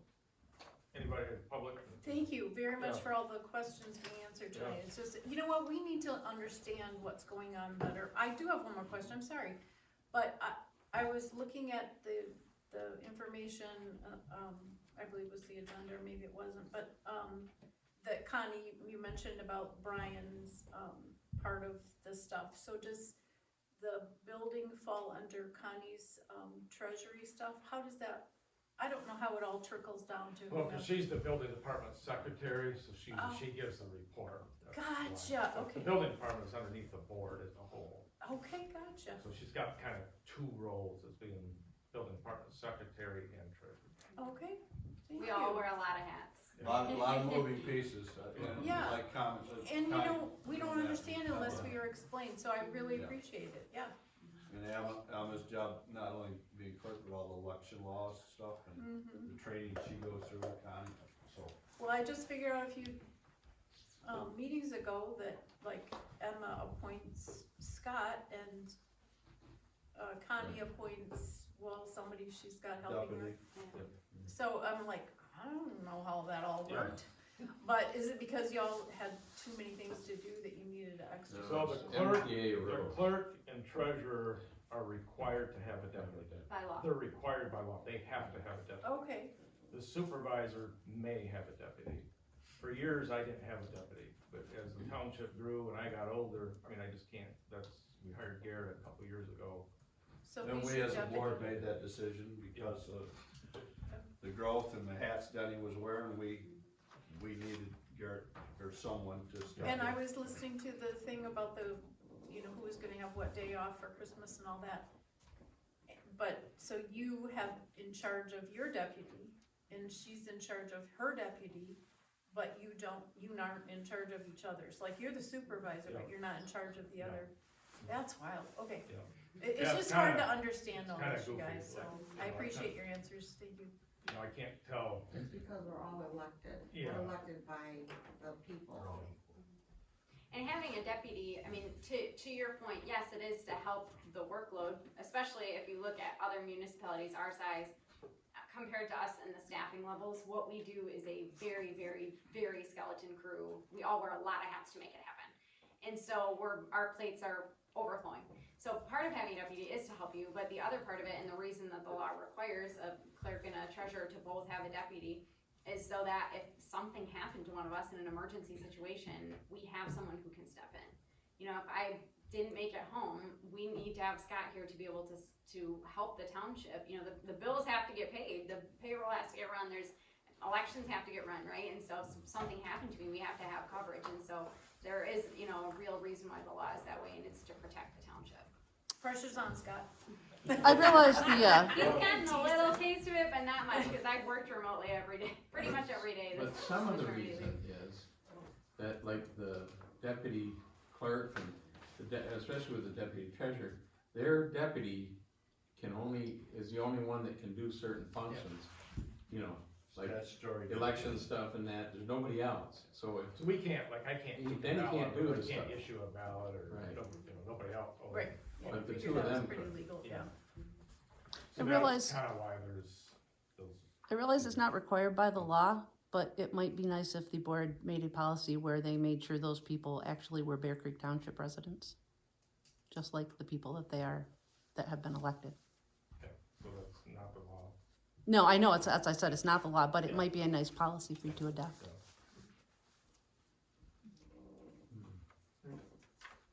Any other public comment? Anybody up to the board? What's that? Oh, did I skip Parks and Rec? Should've whacked me a long time ago. I did whack you a couple times, Oh, yeah. it's probably on video. Alright, I'll Parks keep and Rec, sorry. Fire department, Parks and Rec. Looking at the clock and I didn't separate. This will be really quick. The biggest thing is that the Parks Committee met this week and went over basically our final draft that we wanna present to the public for the Parks and Recreation Plan. So you heard Denny speak on the 27th from 4 to 7 p.m. here. There's gonna be Parks Committee, there's gonna be myself, we're gonna be available for questions to kinda talk through things, but as of right now, the plan is in a quiet period, so to speak. There's a bunch of copies up there. If you go onto our website, you can click, there's an image with a posting, you can click right on it, it'll download to your computer or to your phone when you do that. I really encourage everybody to go through this. You know, we talk about the view sheds, we talk about what we love about Bear Creek Township. You know, there's a lot of things that are important. I think this is one of those things, and this is an opportunity to shape what our township looks like, what services we offer. So it's about 60 pages, give yourself some time, write up some comments if you feel like it. And you can either turn those comments back into myself, or you can email them to Jen Cram. And her email is on the door, it's also gonna be on the website. It's kind of a weird one. But I really encourage everybody to take a chance to look through it and let us know your thoughts. We put a lot of work into it, so we really appreciate that. There's no updates with Jones Landing at this time. Spring Lake Park is just the typical renovation stuff Denny went over on the invasive species report. For Tanton, there's no updates. For Evergreen Trail, we should be getting back our, wetland delineation report from Eagle here pretty soon. I'm hoping in the next month. So the park committee will start identifying, what, actual canoe launch or kayak launch might look like down there. So you'll probably start to hear more about it coming up. And then our next meeting's on February 2nd. So unless anybody has any questions. That's it. You got anything, Tom, or No, anything to add? You were at the meeting. Oh, the one thing, Well, there's copies back there, what you stated. yep. We did have a public come to our meeting. Oh, yes, Yeah, Joe, I don't know if it's Daly or Dolly, but daily. Daly. So he sent a letter and then I informed me of our meeting, so he came to talk. He used to live in Resort Township. They had the ability to reserve parts of their park there. He now lives in Bear Creek Township. Yeah. He was looking to do, and I don't recall if it was a baby shower or a wedding, but some sort of a baby shower, so a personal event. And he went to go reserve the pavilion at Jones Landing and discovered we don't offer that. So he did bring it up last night. The Parks Committee did kind of talk back and forth. We've gone over this a couple times throughout the years over what it would take to rent those services out. And there are logistical hurdles, but they did ask me to bring it up tonight to see if the board had a direction that they wanted to lean, if they want us to look into it more, or if they wanna put it on the back burner for now, just to kinda get a feeling to see if they should look into it. We could never come up with how we would have somebody down there to help That's out what- with that's that what we discussed situation, the other night. because we have limited amount of people. So, It may be something that we reevaluate if we ever get to the point of hiring a parks maintenance person on our own. That might be a good time to tie that in. So the other, and that's the biggest thing, if you reserve the park, if you reserve the pavilion, somebody's gotta be there an hour before to make sure the garbage is out, the picnic tables are under the pavilion, and the people that are there, you gotta kind of move them out. Then, they reserve it from 2 to 5, then at 5 o'clock, maybe you have a 6 o'clock reservation that night. This is typically on the weekends, Right. it's not 9 to 5. Yeah. On the weekends, and you have to go move those people out, pick up the garbage, so it takes, when we look at a maintenance guy, we were considering all that. And, I know the city of Petoskey offers that, they have a parks millage, they have people that are employed to do that, Resort Township does it, they have a parks guy, They have a millage now. and they have a millage, a parks millage that pays for that, we don't have that. Plus, Spring Lake Park and that park are 18 miles apart, or not 18 miles apart, but 10 miles apart, and for the staff to do it, it's not logical, but I gotta get Joe's and other people that, I get tons of calls throughout the year for reserving the park, and I just tell them it's a first come, first served basis, if you really wanna use it, just you gotta get there a little bit early. I just don't think it's feasible. And people, I've probably only can think of a couple instances in the last 14 or 15 years where it's been a push-pull thing, but typically if you go down there, if you put balloons on the table and set up a birthday party, people respect that, if I'm going there, I'll just move out into a different area, and then they can have their party. But, I get it, you're trying to plan it, graduation is a big time, so there can be a lot of requests at graduation time, and they'll start coming in here anytime, I wanna reserve it June 2nd or June 5th or whatever, but again, it's first come, first served, and, Spring Lake is the same way for the pavilion, and people, they use it, they have the parties there, I've been down there several times where there's a birthday party going on, or whatever, I've seen work people go there, and Cranes uses it, I don't know if they used it last year, they used to do their fishing, employee fishing thing, and they use the park, and so, but until we either get a parks maintenance person or somebody besides, And that's how what we I thought operate it, also. yeah. with the meeting. I just don't see it happening, but, in the future, as we grow and the demand is more and more, it's probably something else that we need to consider. Well, you say that the distance between the two, our parks are different than the city of Petoskey Yeah. parks and the resort park. Yeah. There's tons more parking. You put either two parks, you put a small party with 10 or 15 cars, all of a sudden that takes up a lot. and now so, those are logistics too. But both the parks are heavily used as they Yes. are now. They're, for the most part, pretty much appreciated, you know, but could it be better? I'm sure it could be. And reserving would be one way to make it better, but. Okay, we're rambling. Anybody else? No more time around? Just Yeah. that, the new building should, I mean, you're gonna be able to rent that out, right? Yep. You're working on figuring that out, so that Yep. maybe will lift some of the. And probably for the next couple of years, this will be more available too. You know, there's gonna be less meetings here. So right now, we try to rent this building. Our policy basically is, you know, if you're a nonprofit or a government agency, but as, what's that? Or resident. Yeah, Like a or HOA, HOAs and all that, they use it, you know, it's pretty well used, but I would like to open this up to like a birthday party or It'd be a great baby shower spot. baby shower spot or graduation or that. I'd like to see more of the use of that as we start meeting down there. Is it all rental? I mean, like everybody pays to do it? Only if it's 50 people or more. So if you have like, say, people like, don't you have a group that meets at the library, Garrett? Can you have people do that kind of thing here? I'd have to look at our policy, I'm not sure, cause we have like food and drinks and we don't do food and drinks. Yeah, we don't, Oh. we don't. We discourage that because of the car. Just- Right, okay. And I'd like, as we're not gonna be meeting here, maybe we need to look at allowing more of that. But Just there like a would- little There would be community. a charge, there would be a charge, but my thought would be is a Bear Creek resident would be less than a non-resident, and a resident of Bear Creek would have the first bid, you know, like if there's both wanted on January 1st, you know, the Bear Creek resident would get it first. Just to offset the cleaning. Yeah, cause we need a lot of food and all that, there's garbage, there's cleaning and all that, so.